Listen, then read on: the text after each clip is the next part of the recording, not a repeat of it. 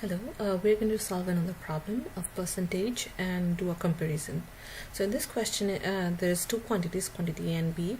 The first one is percentage increase from 10 to 16, and the second one is percentage increase from 40 to 46. And we have to compare which one is bigger or smaller, or if they're equal. So the easiest way is to calculate the percentage increase.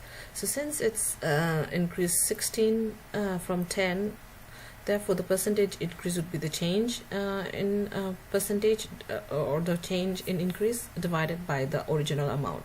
So here it's 6 by 10 into 100. So I'm not going to complete the calculation. I'm going to do the rest here, where it's 46 by 40 divided by original is 40. So it's again 6 by 40. So we don't need to complete the calculations. It's very easier to say that 6 out of 10 is way bigger than 6 out of 40. So obviously quantity A is bigger. So even without completing the calculation, just by looking into the percentage increase equation, we can make this conclusion that quantity A is greater. So this is useful tips for doing many of the mathematics. You don't even need to complete the calculation, and just by looking at the numbers, it's easier to say which is bigger and which is smaller.